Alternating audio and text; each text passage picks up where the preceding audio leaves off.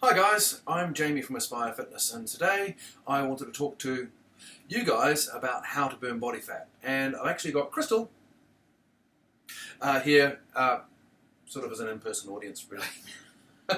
Anyway, so how do we burn body fat? It's fairly simple on paper. You have to use more energy than you eat. You have to create what's called a calorie deficit. You might like to know that 1 kilo of body fat equals 7,700 calories. This means that if I use up 7,700 calories more than I ate, I will lose a kilo of body fat. Okay? So, I'm going to think about this as kind of having a case study, as it were. You've got somebody that is, say, for example, 30 years old. They haven't exercised an awful lot recently. Maybe they've got a knee that's a bit dodgy, but they're basically all right from a medical point of view. Their goal is to burn body fat. All right, we cool? Mm-hmm. Okay, so first thing we need to talk a little bit about here is metabolism. Metabolism is a description about how fast you're burning energy. Whether you talk about calories or kilojoules per hour or per day, it's the speed of your engine, okay? The resting metabolism is the amount of energy that your body needs just to maintain vital functions. So if you're lying flat out in bed all day and not getting up, not doing anything, but you are alive, you're maintaining vital bodily functions, that's your resting metabolic rate, sometimes called your basal metabolic rate. Then, of course, there's daily activity on top of that. You get up, you brush your teeth, you have breakfast, you kick your kids off to school, go to work, type on a computer, go shopping, come back home, sit in front of the TV, make dinner, that kind of stuff. That's daily activity. Of course, what you actually do in your day varies enormously according to how much you do in your day. If you just sit in front of a computer and type all day long, you're not going to use a huge amount more calories on top of your resting metabolism.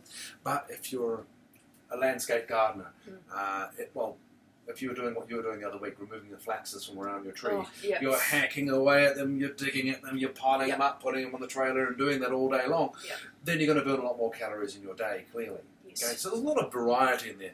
But the general idea is that if you have what we call a modern Western lifestyle and job, it's probably about 30% on top of your resting metabolism. So in this example, I've got somebody with a resting metabolism of 1,200 calories. Then you've got 30% extra for daily activity, so it's another 360 on top. Okay? That means that they're getting through 1,560 calories per day. Or to put it another way, 10,920 calories per week, on average. Mm-hmm. If this person eats that much food, then they're going to stay pretty much the same weight. If they eat more than that, they'll get fatter. If they eat less than that, they get thinner. Okay? Which brings us on to food. Yes, if you go and reduce the amount of food that you eat, you should, in theory, burn more body fat. Okay? But what if you do a crash diet? If you did, let's say that the celery diet. I'm going to have 3 sticks of celery every day, and that's all I'm eating. I might only get 150 calories out of those. That's really not very much. That's nowhere near what my body needs to maintain my vital bodily functions plus daily activity. It's a big calorie deficit.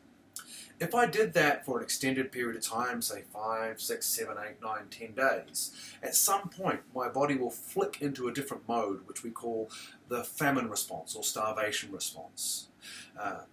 Your body starts to think, well, clearly there's not a lot of food around, so it's going to change how it operates.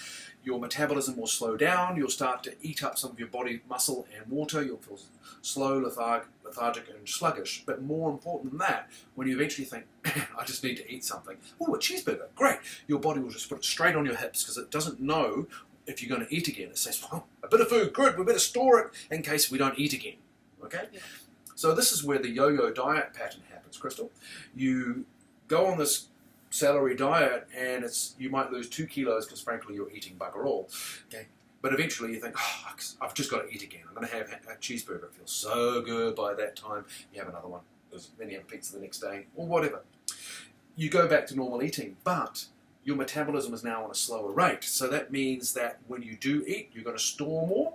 So you might lose 2 kilos during that short period of time you're on the crazy diet, but you might put 3 kilos back on afterwards. So when all's said and done, you're actually a kilo fatter. So that's yo-yo dieting. We don't want to do that.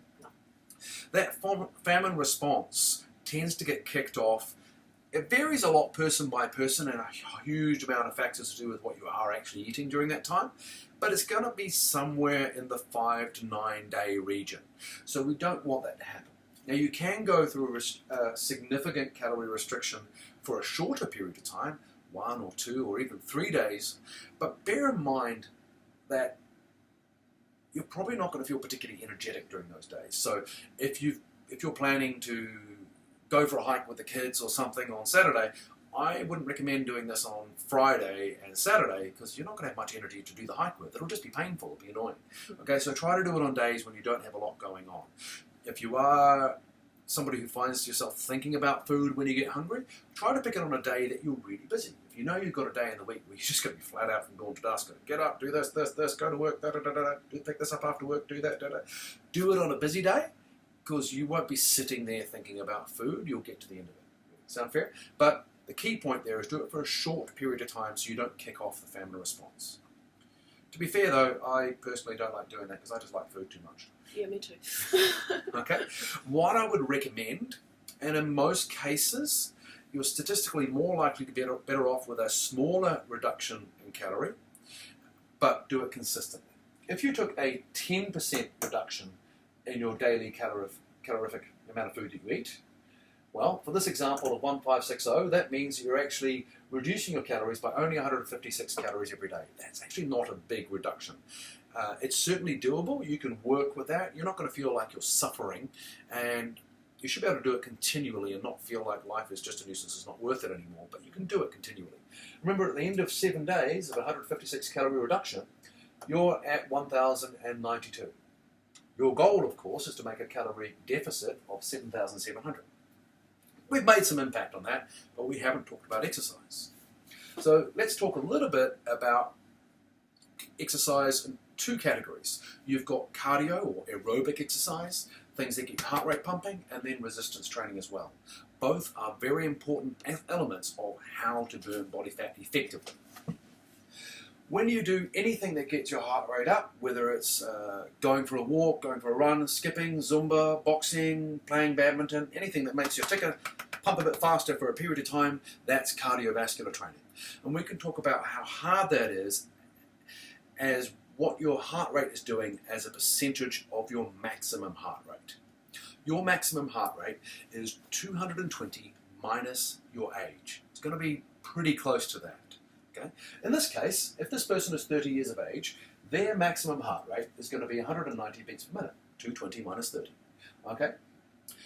It may be a little bit higher or a bit lower, but it'll be within 5, and the only way to really find out is to frankly push you to the point where you feel like you're about to gasp and have a heart attack, and you won't like it. It's going to be close enough to that. Okay? So now we're talking about percentages of maximum heart rate. And if you have been to a gym before, you might notice on the cardio equipment, the bikes, and the cross trainers and stuff, a lot of them have this little graph, and they have this little zone that says fat burning zone, cardio zone, performance zone. And that's actually based off some studies they did in the early 90s of gas analysis testing, where they would put people in a cardio thing and find out what fuel, fat or carbohydrate or protein, somebody was using for energy at a given intensity level as a percentage of their maximum heart rate. And what they found is that at 65% of your maximum heart rate, and for this person, that's 123.5 beats per minute, that they would be using, out of every 10 calories, they'd be using probably around about 7 calories from fat and 3 calories from carbohydrate. So 70% fat, 30% carbohydrate. And everyone thought, that's marvellous. Okay, so what we're going to do is going to do low intensity cardio. So the walking became the thing to do. You know, I actually remember Oprah wrote a book about the power of walking or something like this, and everyone went off walking. The only downside is that at that low intensity, it actually takes you quite a while to burn a significant amount of calories because it's not hard. Okay? If you're working at 75%, in this example, that's 142.5 beats per minute, you'll be burning, out of every 10, 5 fat, 5 carbohydrate. And again, that's going to be up and down a little bit according to the person. I'm trying to show you the shape of how the numbers work. It might be 5.2, it might be 6.1, you know? It's going to be like this sort of shift. 90%, you're going to be that. I should say that when your body is using body fat for fuel, it's actually quite a slow system. It takes actually a while to pick the body fat up from, the back of your arm and move it down to your leg and push the bike pedal around again. So that's a fairly slow system. And when you're working really hard at, say, 90% of your maximum, 170 beats per minute, you are going like the clappers, baby. Your body fat system is too slow to significantly contribute to that. You are forced to use more of your carbohydrates or blood sugar. So that's why at 90% of your intensity, you'd expect it to be more like one fat for every 9 carbohydrates. So that's 10% fat and 90% carbohydrates. Oh, that's a terrible idea. Can't burn fat by doing that. Yeah, but you burn calories really fast, so your totals are going to be high. If you look at the numbers in time, let's say, for example, somebody wants to burn 300 calories. At 65%, it might take them 30 minutes, 20 minutes at 75%, and only 10 minutes at 90%. But let's remember, Crystal. Yes. Are you still here, Crystal? Still here. Okay. This person hasn't done a lot of exercise recently. Okay, they're not accustomed to riding a bike, running a treadmill, doing an aerobics class, playing badminton, whatever. It's new to them. Yeah. Okay, and they've got a slightly dodgy knee, if you remember. So it's a knee that's a bit off kilter. Okay, so I don't want them to work at this intensity because they will likely break. You hear that story that says, right, I'm going to take up running, I'm going to burn off a lot of body fat, but they have a great first week, feeling wonderful, and they tear their hamstring. Okay, well, it was a great week, but it's only 1 week. It's not going to get you there. You need to be able to be consistent. So, I would choose 75%. Why? Well, you can burn 300 calories in a reasonably short period of time. You're not going to spend your entire time doing that. And I'm, by the way, working on the assumption that somebody's kind of got like an hour to come to the gym in, or their workout, wherever they're doing it. So they're going to spend 20 minutes at 75%. 75% is actually hard enough to make you get fitter. Okay? This is a muscle adaptation curve. This is fitness, and we want that to go up. Whether we're talking about strength or cardio or whatever, and this is time. Okay? So let's say, for example, somebody starts off and they've got a level of fitness of this, and they come to the gym and they jump on a treadmill, whatever they do, and they work at 75% of their maximum. That should be hard enough to give the body a reason to get fitter. See, all fitness works on the concept of 1 step back, 2 steps forward. So you do your run, and frankly, I'm tired at the end of that. My fitness has actually dropped. And I may be a bit stiff the next day if I'm not used to this sort of thing. But then I'll recover from it, and then I'll improve. See, 1 step back, 2 steps forward. The next one, I'm a little bit fitter. Maybe I need to run a little bit faster to get my heart rate to the right zone. Okay, I'm 0.1 kilometers an hour faster. Or I might just go for an extra minute. Whatever. I'm doing something that's a little bit harder. Small increments. And that's how fitness works. Your fitness is going up. Why do we want the fitness to go up? I mentioned earlier that body fat and oxygen, if you want to burn up body fat, oxygen has to be present in the same chemical reaction. Okay? So, I'm running, right? Here I go. What my goal is to pick up some body fat from around here and put it in my legs and keep walking. Okay, or running. I have to use an oxygen molecule to pick up that fat molecule and take it down to my legs and go bang into another muscle contraction. And it's the oxygen and the fat molecule are glued together with an iron molecule. If your body is low in iron, it can be quite difficult to burn fat because you can't pick it up and take it to the place where you're trying to use it.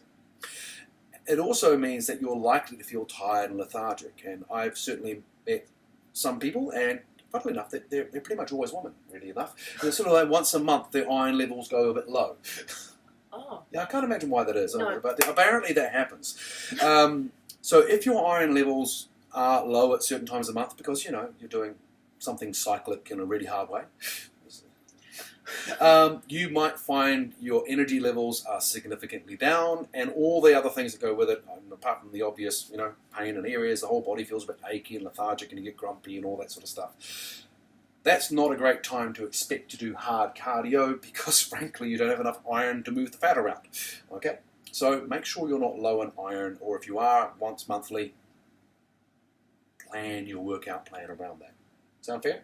Okay, so a little bit of iron talk. Yes. Okay.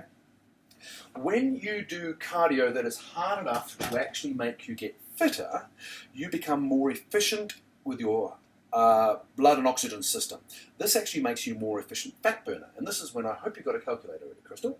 If you remember, out of every 300 calories at 65%, burnt 300, 70% of that is 210, 190 of that is fat. All right, so that's how I got my 300, and that's how it's broken down. Okay.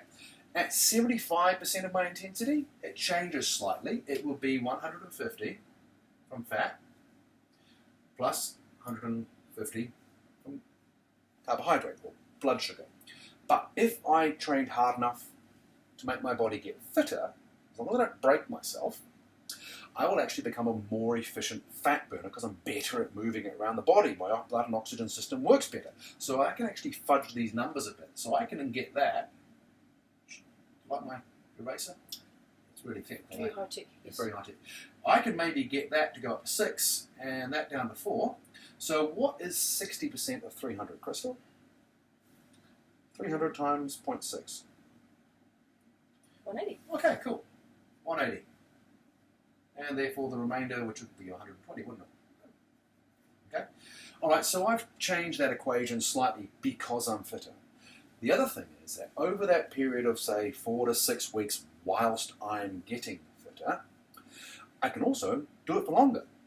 So I've got a time budget up. I could actually do 30 minutes, couldn't I? Okay, because I can do it for longer. I'm fitter. Okay, well, 30 minutes is going to burn more calories. So now I'm actually burning 400 calories. Mm. Crystal, what is 60% of 400? So 400 Times 0.6. times 0.6. 240. Ooh, now we're making a difference. Plus whatever the difference is, 160. 160, that makes sense. So because I've changed how I use oxygen by being fitter, and because I can do it a bit longer, because I'm fitter, I can burn more calories in that workout. Sound fair? Okay. Right, now I do actually have a more technical eraser here. It's a towel that somebody left behind. If this is your towel, I'm sorry. He left it behind. We're going to go back to the magical word metabolism a little bit here, okay? This is a metabolic graph. And we want our metabolism basically to be higher more at the time, and that's time down there. You've got your resting metabolism plus, just going through your dayness. That's the speed that your engine's going at. You come to the gym, and on week 1, you go for 20 minutes at 75%, and you might burn, 300 calories is what we're working off, wasn't it? 300 calories.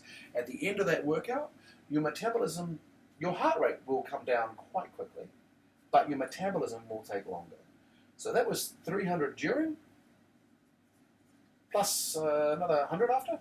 Mm-hmm. So the total effect was actually 400 from that 75% cardio.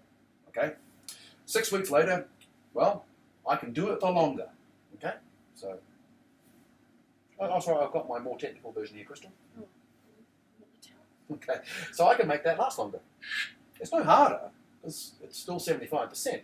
It just lasted longer. So I now bet 400 during, plus the other 100 after as well. Great, so I'm up 500. Yay! I've made a difference. I've improved 100 calories every workout because I can do 10 minutes longer because I'm fitter. What else is happening? Muscle. Muscle is the most important part of this equation. Okay. Most of the calories that you burn every day is your resting metabolism, simply maintaining vital function. Remember, if I'm lying in bed, asleep, staying flat, I've got a bicep. I'm not doing anything with it, but it is there. It needs to have blood and oxygen and energy pumped into it, waste products taken out of it. Okay. Mm-hmm. What I can tell you is that if I can increase your lean muscle tissue by 1%, I'll see between 5 and 10% increase in your resting metabolism. Mm-hmm. Okay, so we're going to change all the numbers. Have you got your calculator ready? Okay, oh, cool. So if I have a new resting metabolism of 10% more, let's share it away. Well, I'm going to add an extra 120 onto that, so I'm now up to 1,320. Plus daily activity. So what is 30% on? So take 1,320 plus 30%. Plus 30%. Just Here you go. thanks. 20 plus 30%. So that is now 396. The total is 1716. Okay, times 7 days. Hey, 12,000. Okay, we're still eating the same amount. We're still eating 1560, but we're now using more because we have muscle. This is, of course, not counting the workout you did to get the muscle. Okay, let's talk about that now. Okay, drop one eraser and then Use the other one. Yeah, exactly. Okay. Now, a strength training workout in the beginning, let's assuming this person doesn't have a lot of recent experience or skill at strength training, and again, they've got a knee that's a little bit off colour. Okay. I'm going to need this person to, first off, start to strengthen and straighten up their knee. So I'm going to give them little exercises to keep that knee in line over toe, the weight through the heel when they go into a squat position, this sort of stuff to strengthen up the leg. And we can be quite specific with an individual about what those exercises need to be. But I need them to be able to do a leg exercise, you know, a squat, a lunge with split leg. I need them to be able to use their legs. Yeah. I need them to be able to do them safely. I also need them to be able to push things either forward or up, and I need to be able to pull things either inwards or downwards. Those are kind of some of the major categories. I also need them to be able to bend over and hinge at the hip and not screw the lower back up. Okay? So I need essentially I've got a leg thing, a push thing, a pull thing. At the beginning, I'm going to give them quite slow exercises where I teach them how to push this thing exactly so. Shoulder blades back, everything all good, socket lovely, chin straight, stuff like this. Learn how to push things well, and I want them to do it slow and careful and very precise to develop the skill. I'm then going to do this. I'll do that, then I'll have a break for 90 seconds, then I do it again. Okay? I'll do a few sets of that, then I'll move on to a different body part. I'll do my pull things. So, Crystal, if you imagine that, so come closer. The camera doesn't believe you're there. Hi, she is there. See? Okay. If you imagine if I'm doing 10 push things, Yep. it might take me, what, 30 seconds? Yeah. Okay. Then I'm going to wait for, say, a minute and a minute and a half until I'm ready to do that again, to focus on doing it right and have the energy to do it right, because I haven't done this much. Yeah. That means you're actually resting for longer than you're working, as a result of which you don't tend to burn as many calories during a strength training workout as you did compared to a cardio workout. Again, the strength workout finishes there. But strength training workouts have a much stronger metabolic effect, so the post-workout effect is significantly longer. Okay? I remember that in our cardio example, we were burning 300 plus 100. Mm-hmm. Why not do it right, eh? There you go. Cardio, 300 plus 100. In my strength training workout, I might burn, I don't know, 175, but the post-workout effect was significantly greater. So it might be just as many calories after the workout as during the workout. So, all up, I could do cardio and burn 400, or I could do strength training and burn 350. Both good ideas. First 6 weeks, I want steady state training at 75%. Build their fitness. Start to fudge this area over here a little bit in the right direction. Gradually increase their time so that they can do 400 plus 100. Hey, that's up to 500 now. Yeah. Okay? They're also building their strength and skill at legs push pull. 4 to 6 weeks later, I know this person keeps their heel down, their knee in line of his toe, a nice spine, shoulders in the right place. I can trust that. They've got it. They know it. Okay? Now I can start to put things together. So I can do a leg thing and not rest, go immediately and do a push thing. And not rest, go and do a pull thing. By the time I finish my pull thing, my leg things are ready to go again. Yeah. This means all of a sudden, your strength training workout has a very strong cardio effect. Okay? So your cardio from your strength goes up. But it was still a strength training workout, so the post effect was actually quite good. Okay? So I actually burnt, because it's more, should we call it fast weights? I'm moving faster. Okay? When I do fast weights, I might burn 300 plus the 175. hey, I'm up to 475, okay, from my strength training workout, plus my now 500 calorie cardio workout. Good, so I'm up to 975 per workout when you count the metabolic post effect as well. Yep. Okay, Crystal, what is 975? If they burnt 975 in a workout and came 3 times a week, 975 times 3. 2925. Okay. 2925. What is our calorific deficit? Our calorific deficit is 10. So what's 2925 plus 1092? 4017. Plus the change in our metabolism, which was 1716 over a 7-day period because we increased the muscle with the strength training. Plus 1716. Yep, plus 1716. 5733.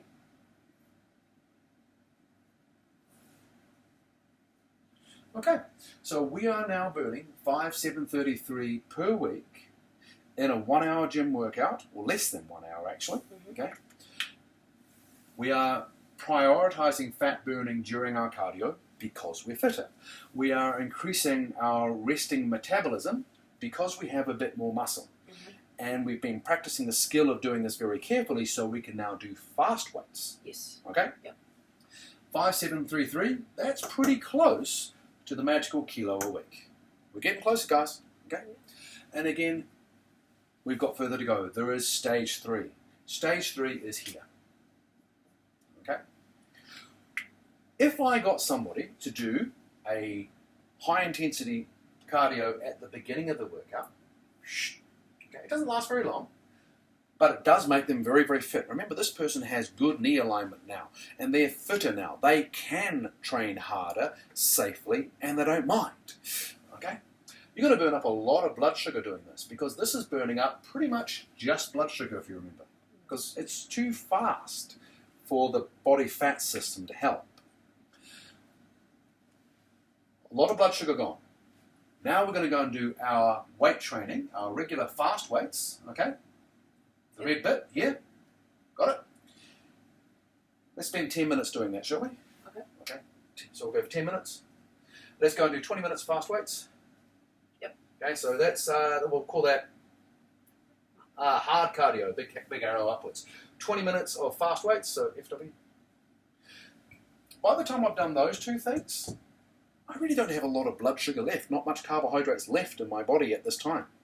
So if I go and do 65% intensity, there frankly isn't much sugar left to help. I can fudge that number too because I'm depleted. So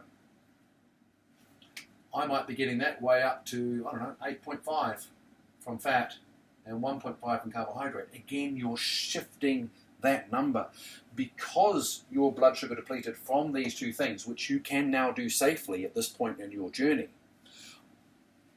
I can reduce my blood sugar, meaning that this is very fat burning, and I've burnt a lot of calories already before I even get to it. That is a recipe for fat loss. So when you get to this point, you're talking you've been going to the gym for how long, roughly, do you think? As long as you haven't had an injury or anything? There's a lot of personal adjustment in this. Yeah. It depends on male, female, your genetic heritage, how old you are. Yeah. But as a general rule of thumb, I would say it's probably about 2 months. You're probably going to spend about a month doing steady state cardio at this intensity, building up to being able to do 30 minutes. Yeah. At the same time, you are going to be doing slow weights, learning how to do things well, increasing your tolerances. Yeah. Your second month, you're now doing fast weights because you know how. Yeah. And you're going to be increasing the cardio there as well. Mm-hmm. Okay? And your third month, I can now do high intensity cardio plus my fast weights, and I can do bigger, more dramatic fast weights because I know more stuff, I'm fitter, I'm stronger. And I can then, being blood sugar depleted from that, I can then prioritize fat here quite nicely, thank you very much. So that's in your 3rd month is generally the idea. So it's a process. It's not going to happen in 2 seconds, as much as we would love it to, but we need to build the blocks. Exactly. It's a bit like Pantene Pro V. It won't happen overnight, but it will happen. Okay. Nice. So that's my however long talk that was about how to burn body fat. I hope you found it interesting. If you have questions, give me a call, 06 876 0539, or failing that, Crystal listened to the whole thing. She should know what to do as well. Okay? And I'll refer you to the video. Thanks, guys. Thanks, team.